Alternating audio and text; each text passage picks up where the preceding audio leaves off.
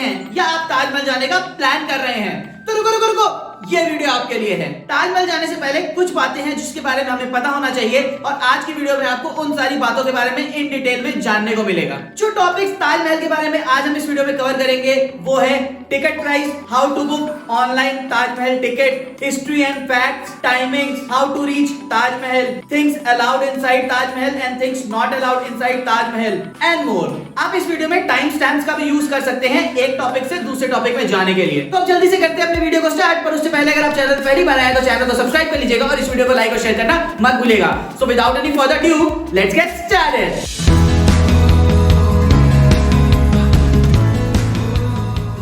सबसे पहले बात करते हैं ताजमहल की टाइमिंग्स की।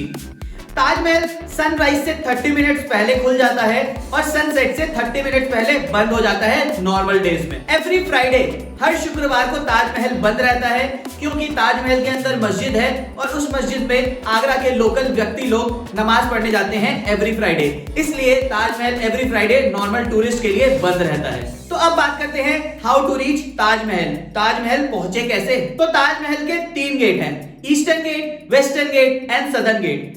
ईस्टर्न एंड वेस्टर्न गेट से एंट्री और एग्जिट आप कर सकते हैं, पर सदर्न गेट से एंट्री अलाउड नहीं है, वहां से सिर्फ आप एग्जिट कर सकते हैं। ताजमहल के 500 मीटर के रेडियस में कोई भी व्हीकल अलाउड नहीं है ड्यू टू पॉल्यूशन पर्पस। तो अगर आप अपने खुद के कार या अपने प्राइवेट व्हीकल से आ रहे हैं तो आप पार्किंग में अपनी व्हीकल खड़ी करेंगे, वहां से आपको ऐसी बैटरी वाली रिक्शा मिलेगी जो आपको ईस्ट और वेस्ट गेट के टिकट काउंटर तक छोड़ेगी।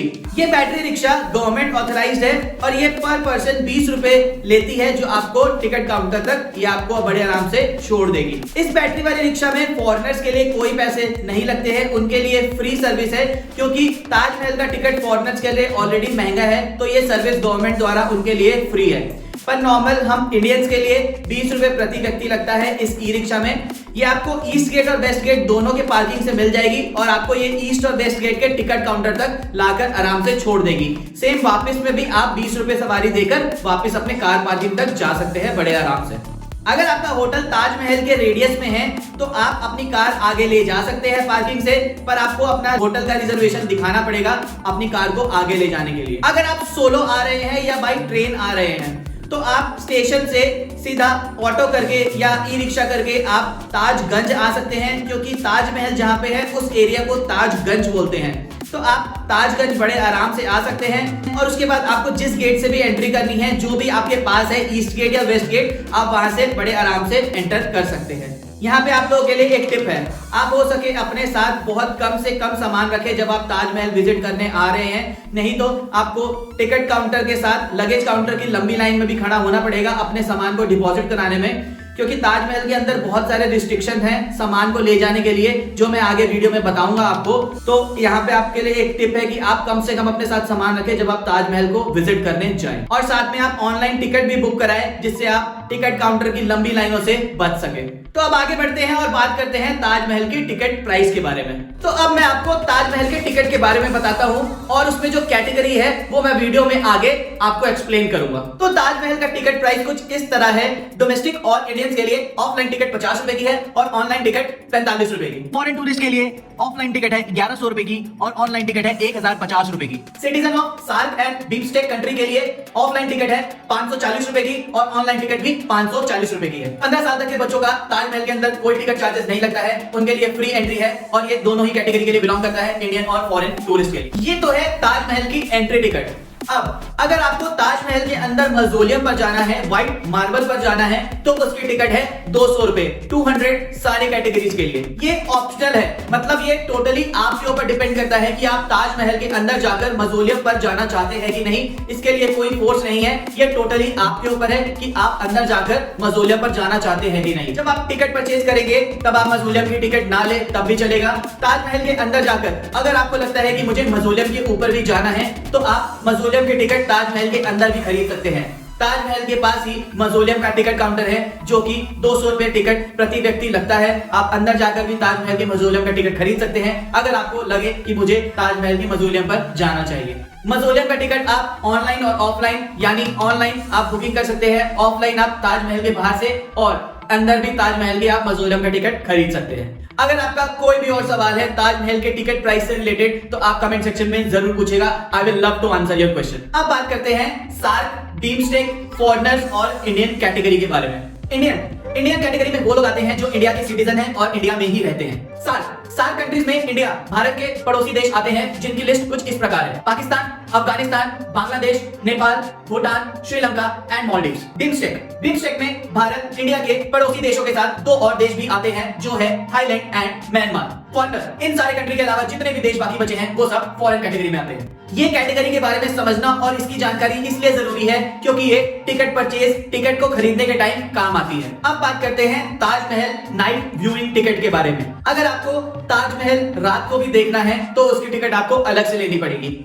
हर महीने ताजमहल 5 दिन के लिए रात को खुलता है। फुल मून नाइट, पूर्णमासी वाले दिन, 2 दिन उससे पहले और 2 दिन उसके बाद। फुल मून नाइट, पूर्णमासी के दिन जब चांद की रोशनी ताजमहल के व्हाइट मार्बल में पड़ती है तो ताजमहल का एक अद्भुत दृश्य देखने को मिलता है। नाइट व्यूइंग टिकट के लिए आपको 1 दिन पहले बुकिंग करनी पड़ेगी, जिसका समय है 10 बजे से लेकर 6 बजे के बीच। नाइट व्यूइंग की टिकट प्राइस कुछ इस तरह है: इंडियंस के लिए 510 रुपए, फॉरेनर्स 750 रुपए, 3 से 15 साल के इंडियंस और फॉरेनर्स कैटेगरी के बच्चों के लिए 500 रुपए की टिकट है। नाइट व्यूइंग रमजान और फ्राइडे को बंद रहता है। नाइट व्यूइंग रात को 8 बजे से लेकर 12 बजे तक होता है, जिसमें 50 लोगों के 8 बैच को लेकर जाया जाता है 30 मिनट के लिए। तो ये था ताजमहल का टिकट प्राइस। आई होप आपको इन डिटेल में बहुत अच्छे से समझ आया होगा। अब नेक्स्ट बात करते हैं कि आप ताजमहल की ऑनलाइन टिकट कैसे बुक करें। आप ताजमहल की ऑनलाइन टिकट बुक कर सकते हैं asi.payumoney.com की वेबसाइट पर डायरेक्टली जाकर। Taj Mahal online ticket booking procedure की इन डिटेल वीडियो मेरे चैनल पे ऑलरेडी अपलोडेड है। आप ऊपर आई बटन या वीडियो के एंड में चेक कर सकते हैं, जहां पर इन डिटेल में मैंने समझाया है कि आप टिकट बुक कैसे कर सकते हैं इस वेबसाइट के थ्रू।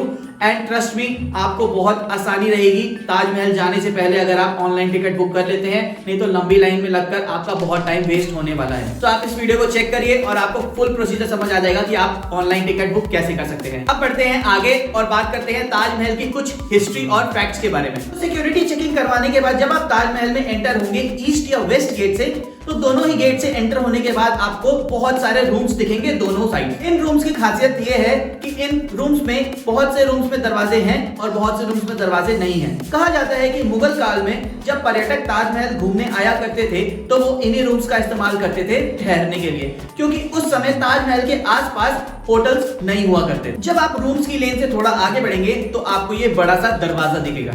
इसे रॉयल गेट अथवा शाही दरवाजा भी कहा जाता है। मुगल काल की एक खासियत रही है कि हर मुख्य मकबरे के सामने ये बड़ा सा प्रवेश द्वार बनाया जाता था। ऐसा प्रवेश द्वार आपको अन्य मकबरों में भी देखने को मिल जाएगा, जैसे Humayun tomb, Ibn Ud-Daula tomb, Akbar tomb, Safdarjung tomb etcetera.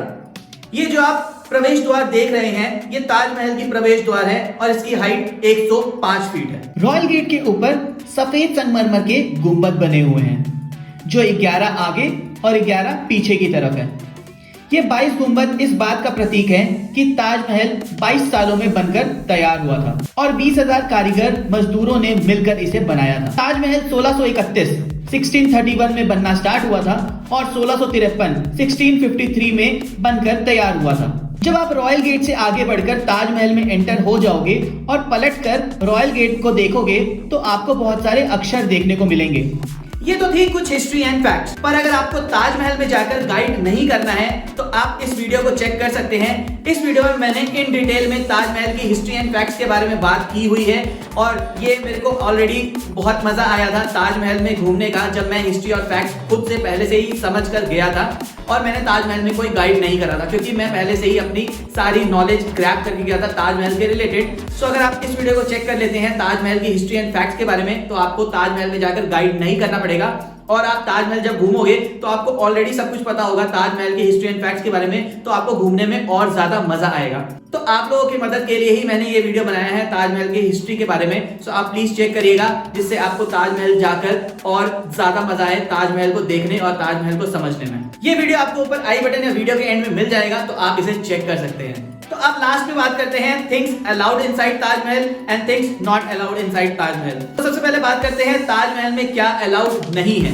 बड़ा पिट्ठू बैग, प्लास्टिक बैग्स। खाने की बात करें तो biscuit, cookies, candies, chocolates, chewing gums, fruits, dry fruits, juice, beer, any kind of wine or alcohol, pan masala, gutka, तंबाकू, any kind of tobacco products, cigarette, lighter, matches, sharp objects like knife, nail cutter, scissor, etc. Electronic items like drone, tripod, laptop, headphone, mic, torch, speakers, books, diary, notepad, playing cards, drawing colors, बच्चों के खिलौने, gel pen और any kind of drawing pens, sticker, banner, poster और any promotional pamphlets, sticky tape, flowers. Taj Mahal के अंदर या ताजमहल के area में ड्रोन उड़ाना अलाउड नहीं है।